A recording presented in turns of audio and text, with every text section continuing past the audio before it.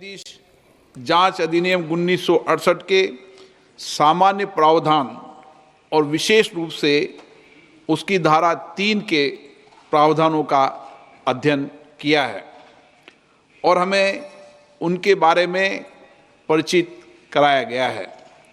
हमने न्यायाधीश जांच अधिनियम 1969 के प्रावधानों का भी अध्ययन किया है। हमें उनके बारे में भी परिचित कराया गया है। हमने सी रविचंद्र अय्यर बनाम न्यायमूर्ति ए एम भट्टाचार्य एवं अन्य 1995 5 SCC 457 केस में भारत के उच्चतम न्यायालय द्वारा घोषित कानूनों के साथ साथ अतिरिक्त जिला एवं सत्र न्यायाधीश एक्स बनाम मध्य प्रदेश उच्च न्यायालय के मामले में दिए गए फैसलों से भी खुद को परिचित कर लिया है।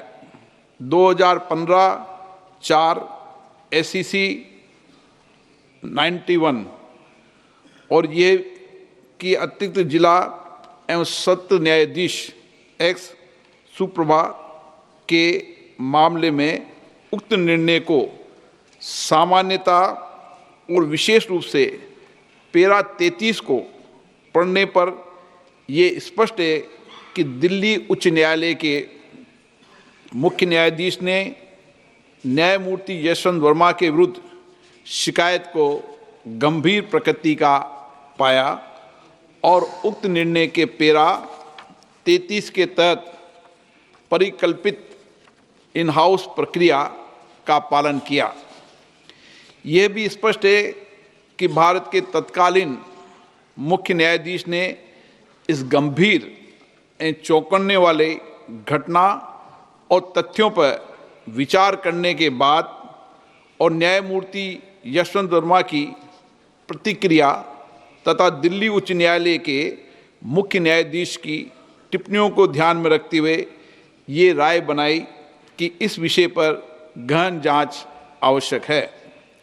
इसलिए भारत के तत्कालीन मुख्य न्यायाधीश ने अतिरिक्त जिला एवं सत्र न्यायाधीश एस सुप्रा के मामले में निर्णय के पैरा 33(3) में परिकल्पना के अनुसार एक 3 सदस्यीय समिति का गठन किया गया। हमें यह भी याद है कि भारत के माननीय तत्कालीन मुख्य न्यायाधीश ने समिति की रिपोर्ट भारत के महामहिम राष्ट्रपति और भारत के माननीय प्रधानमंत्री को भेजी है। ये स्पष्ट है कि भारत के माननीय तत्कालीन मुख्य न्यायाधीश ने अतिरिक्त जिला एवं सत्र न्यायाधीश एस सुप्रा के मामले में फैसले के पैरा 33(7) के प्रावधानों के अनुसार कार्य किया है, जो स्पष्ट रूप से भारत के तत्कालीन मुख्य न्यायाधीश की राय को दर्शाता है कि पैरा 33(3) के तहत गठित समिति की रिपोर्ट में पाए गए आरोप इस प्रकृति के हैं कि उक्त न्यायाधीश को हटाने की कार्रवाई शुरू करने की आवश्यकता है।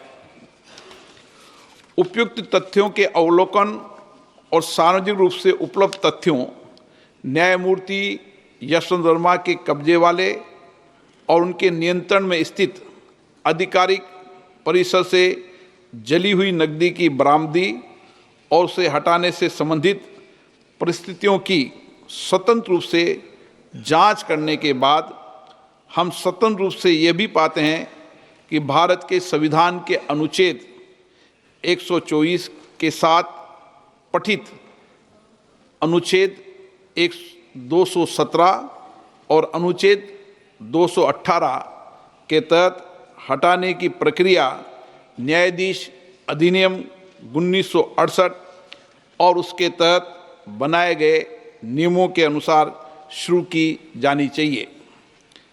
वेदांत चरित्र और वित्तीय बौद्धिक ईमानदारी न्यायपालिका में एक आम आदमी द्वारा रखे गए विश्वास की नींव है।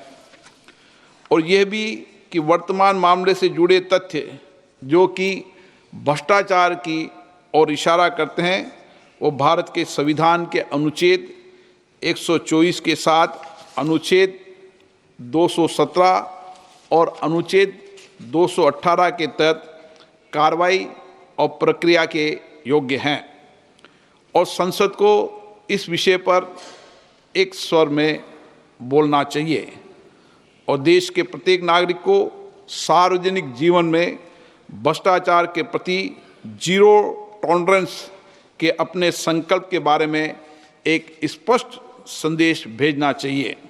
अतः हम भारतीय संविधान के अनुच्छेद 124 के साथ पठित अनुच्छेद 217 और अनुच्छेद 218 के अंतर्गत इलाहाबाद उच्च न्यायालय के न्यायाधीश न्यायमूर्ति यशवंत वर्मा को पद से हटाने के लिए ये प्रस्ताव प्रस्तुत करते हैं।